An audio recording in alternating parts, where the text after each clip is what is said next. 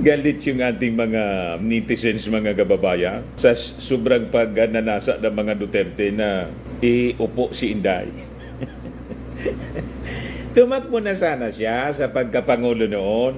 Di ba? Kung yan yung intention niya, ang agenda pala nila nitong mga DDS, mga kababayan, itulad si PBBM, kay Erap Estrada, 2 years lang. Paano hanggang pangarap na lang kayo?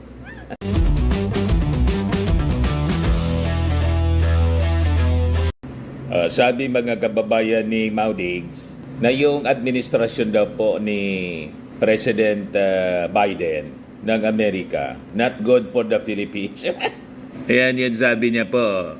Dumaldal na naman po si Maudigs. Di ano niya, Mr. Maravillas, agree ka? I beg to disagree. No, no, no, no, no, no. Ang not good for the Philippines po, yung appointed, designated survivor. nalaway na umupo. Yun ang not good for the Philippines. Kasi pro-China. Ang not good for the Philippines po, yung barkada ninyong si Xi Jinping. Pero si Biden po, okay po si Biden.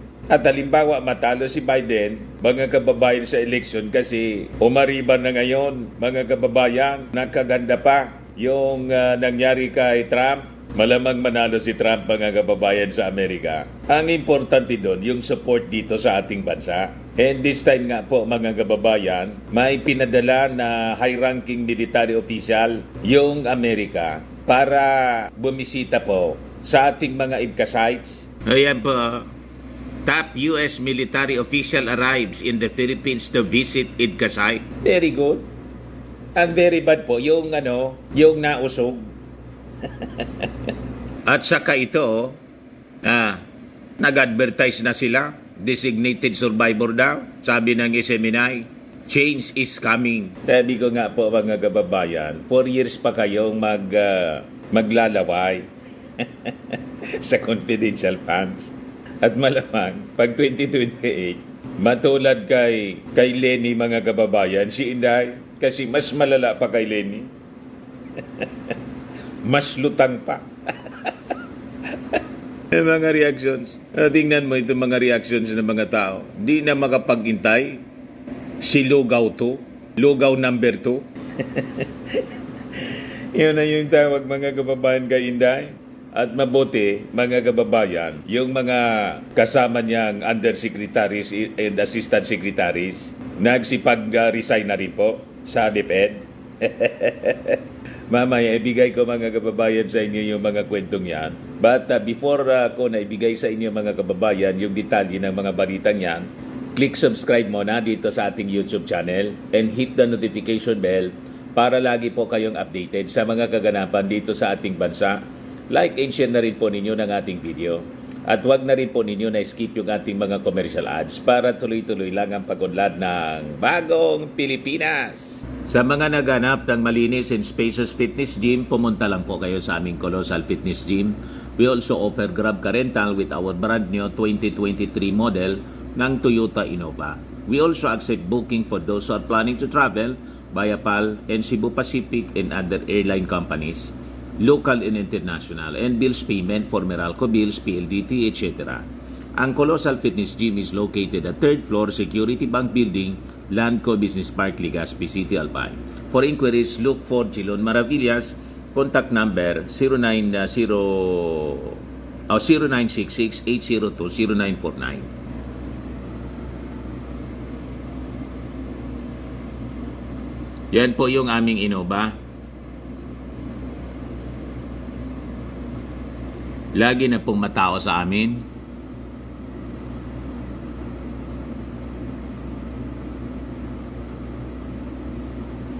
Ito yung mga bago naming clients.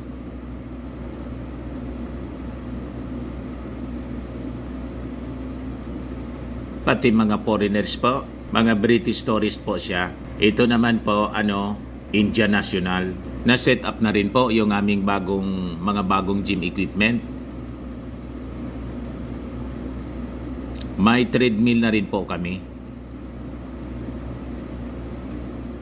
Ito naman po yung bago naming product na binibenta online. Eye Glow Serum, whitening po siya. Tingnan ninyo yung epekto sa aking anak na architect before and now. Yung mga inquiries po ninyo, dumiretso na lang kayo sa kanyang Facebook account, Riz Maravillas.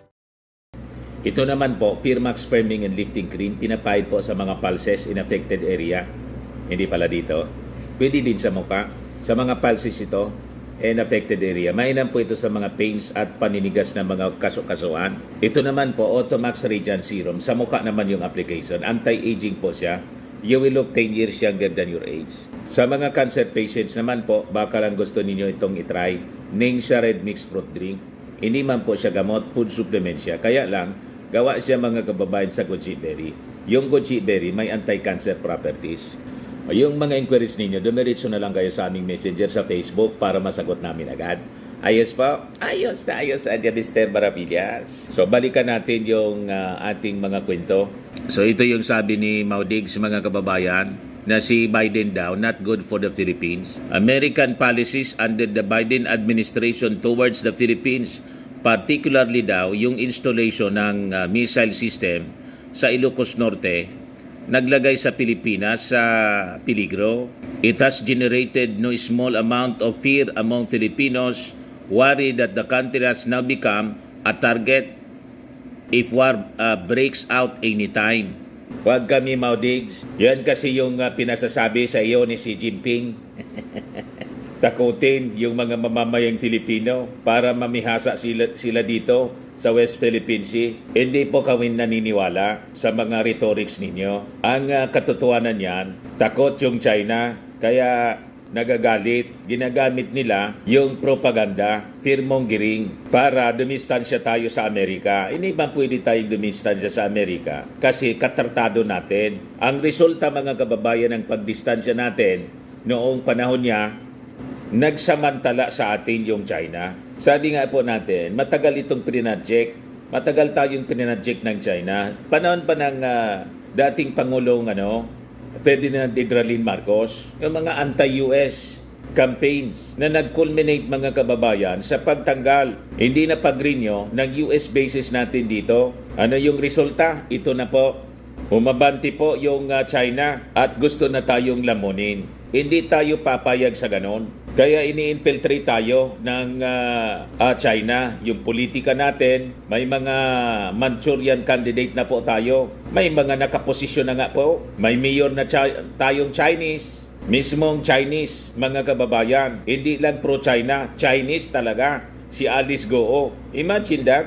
Huwag po kayong naniniwala dito kay Maudigs. Yun ang dahilan kung bakit po naglalaway sila na iupo si Inday. Huwag tayong papayag po. May Doro designated survivor pa siya. Hindi man nila tinatago po. Talagang gustong-gusto nilang iupo na si Inday. Pero po, sa sobra nilang pagnanasa po, mga kababayan, sa sobra nilang paglalaway, turn off po yung ating mga mamamayang Filipino. Makikita ninyo po sa mga reactions ng ating mga netizens. Ayan sabi ni Eddie Javier Jr., di na makapaghintay pa si Lugaw 2. You see, lugaw number 2 ng tawag sa kanya. Sabi ni Ramon Cabantog, ay nako, wag mo nang pangarapin pa maging president, laos ka na. Kita ninyo? Sabi ni Vincent Carino, pwede naman daw po mangarap. Sabi ni Waiko, ito, uhaw na sila. Konti nakita, naubos na. Itlog ng pogo. Sabi ni Eli Silvestre, ambisyosang palaka, designated survivor, wala ka naman alam sa pagpapatakbo ng gobyernong Pilipinas. Iyon ngang DepEd, hindi mo naayos na mabuti yung problema ng mga guro at mag-aaral sa public school. Pagkatapos, lakas ng loob ka pa, maging Pangulo. Diyos ko po, delikado ang sambayan ng Pilipino.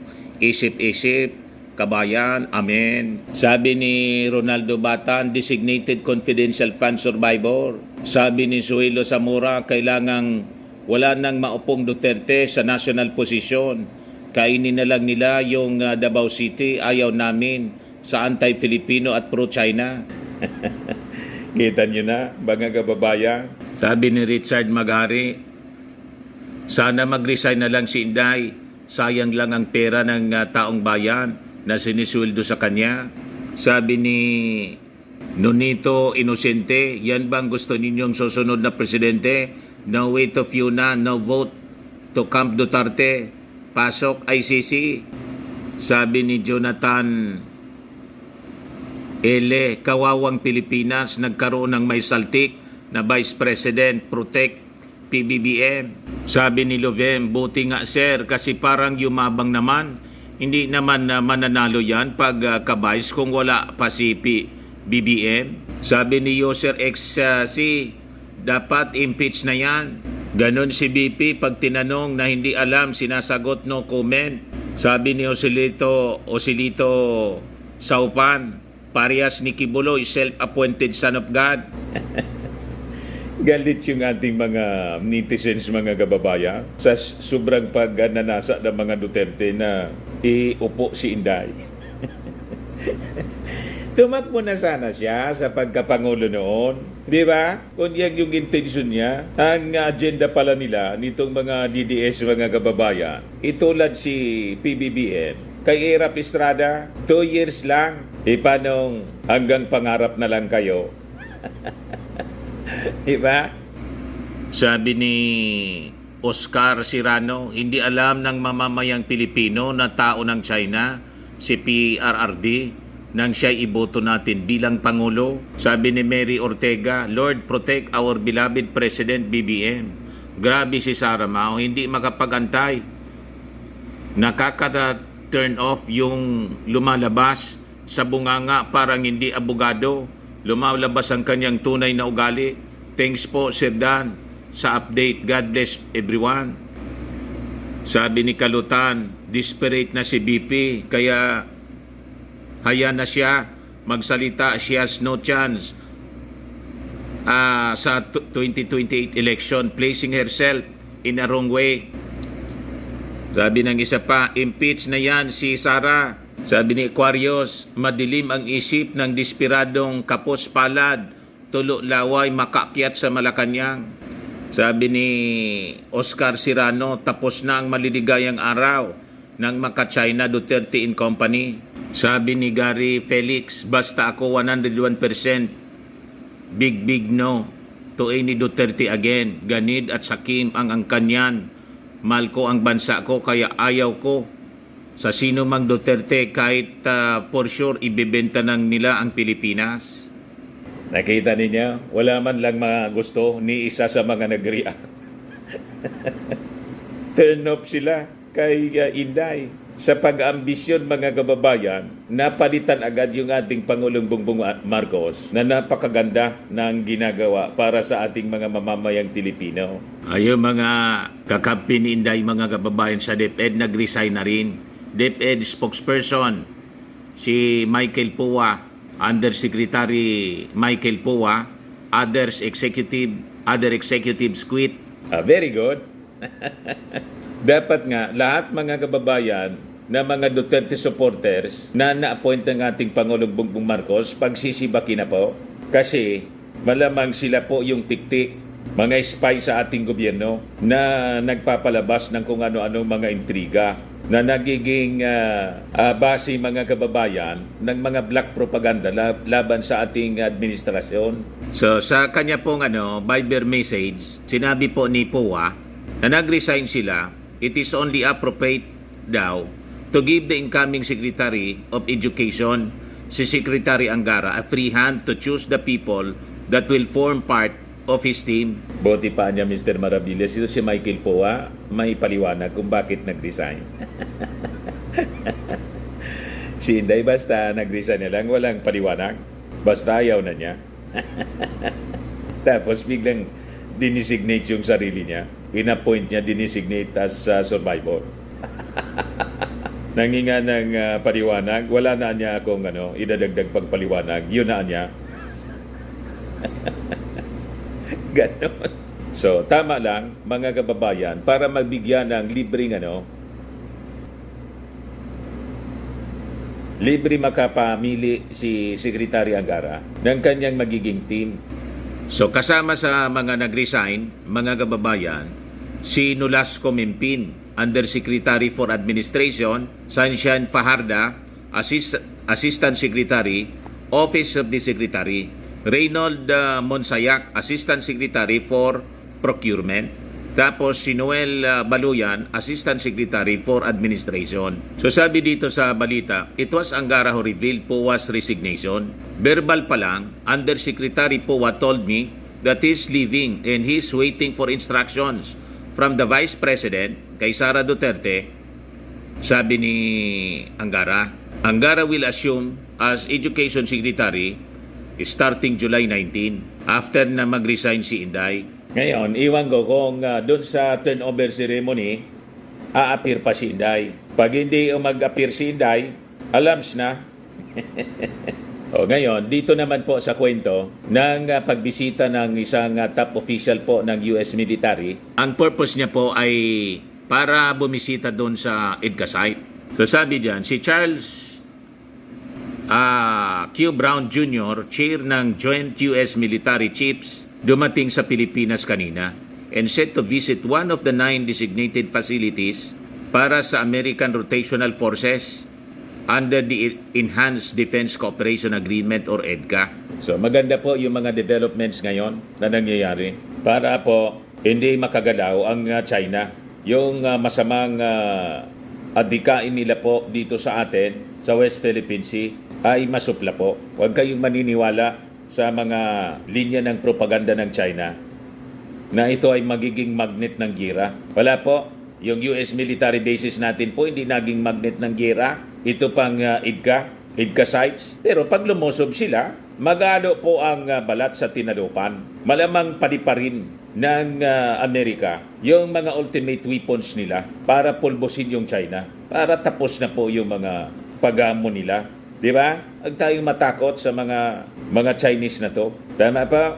Tayo po ay bansa tayo ng mga noble heroes. Tayo po ni Lapu-Lapu. Si Lapu-Lapu po, walang armas tulad ng Espanya. Hindi na nakauwi si Magellan. Dapat ganun po tayo manindigan. Ganun dapat ang ating resolve. Just like the Israelites, mga Israelites po, patay kung patay. Pumasok kayo rito. Malilibing kayong lahat dito. Kasama namin kayong malilibing. Subukan lang ninyong pumasok. So yun ang ating ginagawa for our defense. At karapatan ng bawat bansa ang mag-establish po ng credible defense. At karapatan natin makipag-alyado sa mga bansa na kaibigan natin. Walang isip ng pagsasamantala sa ating mga mamamayan at sa ating bayan. Tama po? So itong si Brown po, isa siyang Air Force General ng Amerika. The highest ranking US military official will also meet with his Filipino counterpart, si Armed Forces of the Philippines Chief Romeo Browner Jr. Sabi sa release ng US Department of Defense. The visit came days after the 8th anniversary of the Philippines' arbitral victory at the United Nations that invalidated China's 9-dash line claim sa South China Sea. In a statement, Brown reasserted the United States' commitment to international law, saying that in the Philippines, the U.S. has a long-standing shared interest in regional stability. The Philippines is one of our oldest treaty allies in the region, sabi po ni Brown, referring to the 72-year-old Mutual Defense Treaty between the two countries. The undisclosed site Brown is set to visit supplements the 1998 Visiting Forces Agreement allowing the presence of U.S. military personnel in the Philippines. So matapos siyang magbisita dito sa Pilipinas, pupunta din si Brown sa Japan, another U.S. ally. Ang purpose niya is to strengthen U.S. investments and regional partnerships. This comes after Japan and the Philippines signed a reciprocal access agreement on July 8, allowing Filipino soldiers to undergo combat training with their counterparts in Japan. So, makikita ninyo, mga kababayan, sunod-sunod na ang mga pagbibisita ng mga high-ranking officials, military officials, para ipakita natin sa China, ready tayo. Ngayon, yung Air Force ng France, mga kababayan, bibisita din dito sa atin, kasama sa mission tour nila. Yan, France Air Force mission includes Philippines, Philippines for first time. A French Air Force mission touring the Indo-Pacific region will include the Philippines for the first time as France seeks to forge closer defense ties with Manila. Ayan po, bibisita dito sa atin. A contingent from the French Air Force and Space Force taking part in the Picase 24 will stop over at Clark Air Base to demonstrate the European countries' commitment to uphold freedom of navigation in overflight in the region. Sabi po ni French Ambassador Marie Fontanelle. Ayan po. Di ba? Napakagandang mga developments ito. Hindi ninyo kami masisindak, mga Chinese. Ang kalaban ninyo, buong mundo. Ang kalyado namin, hindi lang Amerika, Japan, Australia, pati France, Germany, European countries. O ngayon, yung mga lumabas na balita po, na yung mga generals daw, may mga generals daw nag-walk out sa command conference ng ating Pangulong Bongbong. Sigurado mga kababayan, yung mga nausog vloggers na naman yung nagpalabas ng fake news. Walang katotohanan daw mga kababayan yung pinalabas na mga chismis. Sabi dyan, another fake news, no walk out of Armed Forces Generals during command conference. Di kayo obra sa paninira po. Sabi po ni Armed Forces spokesperson Colonel Francel Margaret Padilla, walang katotohanan niya yung mga rumors that military generals have walked out of the room during the command conference, during a command conference at the Armed Forces General Headquarters sa Camp Aguinaldo, Quezon City. That's fake news, Aina. I was there personally. There's nothing of that sort that happened. Siguro mga kababayan, siyempre, alam nga naman, magstay sila doon ng wala nang labasan sa conference room. Nag-walk out na niya, ipauwi na. Siyempre, alam nga naman, doon na sila titira sa conference room. Lalabas sila doon. Tama pa? The rumors originated from a July 16 blog published on YouTube, a video sharing platform by a blogger who goes by the name The General's Viewpoint. Tama nga. Yung general na vlogger mga kababayan na dati sumusuporta sa ating Pangulo, ginawan nga ako noon ng kanta. Ngayon, nadoktrina ni yung vlogger po sa Amerika. Hindi ko nga po mga kababayan maubos maisip ng isang vlogger sa Amerika, ang isang general po, ma-impluensya. General ka, ma-impluensya ka ng isang vlogger. Siya pala po yun ang palaganap ng balita na fake news. Nakalimutan ko yung pangalan ng general na yon. Basta matanda na, matandang general, retired na siya. Nasa vlogging na siya mga kababayan. Biglang bumaliktad mga kababayan. Nang bumaliktad yung vlogger sa Amerika, nalason din yung isipan. Pag ganyan po, mga kababayan, mahina yung intelligence pag ganyan. Intelligence network. Sabi rito, the clip featured a supposed radio commentary from a DCRH reporter who cited an unnamed source and claimed that a military general walked out from a command conference last July 4 at Camp Aguinaldo following a heated discussion with a top government official over a national security issue. President Marcos Jr. led the mid-year Armed Forces Command Conference at Camp Aguinaldo on July 4 with the Department of National Defense Secretary Gilbert Chodoro Jr., Executive Secretary Lucas Bersamin, Special Assistant to the President Antonio Lagdameo, and Armed Forces Chief of Staff General Romeo Browner Jr. Yung mga general natin pong magigiting, mga professional sila. Hindi sila basta mga kababayan nadadala sa mga ganyan sa politika. Mga disiplinado sila, mga kababayan. Other than nung panahon, pinasok ng mga infiltrators, nalason yung kanilang isipan, kaya may mga rebelding sundalo tayo. Tama? Pero ngayon po, mga kababayan, intact ngayon yung ating armed forces. Gustong gatungan itong mga retired general na siguro may utang na loob kay Mao Diggs, ginagamit para manggulo. Hindi po itataya ng ating mga professional soldiers ang kanilang karir sa napakababaw na mga gatong ninyo na personal na interes yung isinusulong. Tama pa? Yung ating mga sundalo, they are loyal to the Constitution. And siyempre, to the Commander-in-Chief. Sabi ni Padilla po, walang walkout niya ng mga generals na nangyari during the top-level meeting. It was a very professional exchange of ideas and discussions. And there were also a lot of updates that were given. It also ended on a positive note. Rear Admiral Roy Vincent Trinidad, Philippine Navy spokesperson for West Philippine Sea, also refuted the rumors, describing it as 50% fabrication, 50% imagination, and 100% false. Yan mga kababayan, may ihilig sila itong mga nausog vlogger. Ang tataba ng kanilang imagination. Ang gagaling silang magtay-tay ng kwento. Yung vlogger po sa Amerika, ang source niya ahas.